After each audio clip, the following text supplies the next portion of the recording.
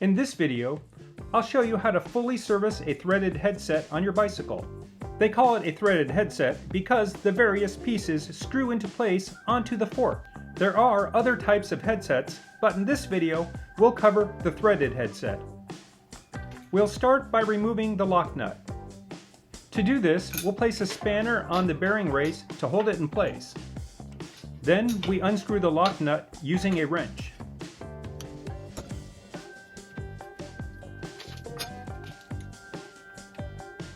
Once that's been removed, take off any washers or spacers. Keep track of these. Next, use your spanner or a wrench to unscrew the top bearing race. Be sure to hold on to the fork.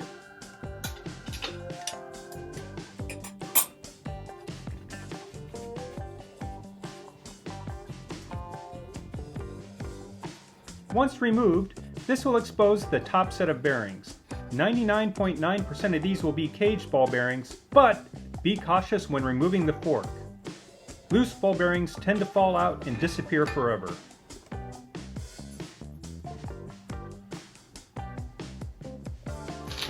This is all that is required to service the headset bearings, but let's take it one step further and remove the bearing cups. To remove these, I'll use this tool and a hammer. I normally only remove these when I need to paint the bicycle frame or the cups are badly worn or damaged.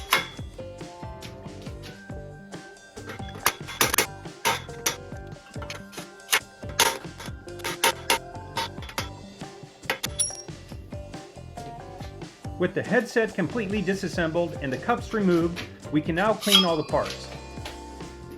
I normally remove any excess grease with an old toothbrush and some degreaser.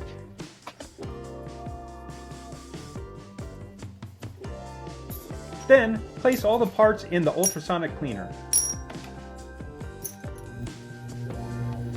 While the ultrasonic cleaner does its magic, I would like to thank everyone who has recently subscribed to my channel. I'm approaching 1,000 subscribers, and everyone who subscribes gets me one step closer to this goal. Thank you. Now that the headset has been fully cleaned, it's time to reinstall it onto the bike. We start this process by pressing the bearing cups into the head tube. To do this, I first apply a thin coat of grease to help the cups easily slide in with the press. First, install the top cup, followed by the bottom cup. Make sure they are flush and pressed in all the way. Next, I grease the top and bottom bearings and place them into the cups.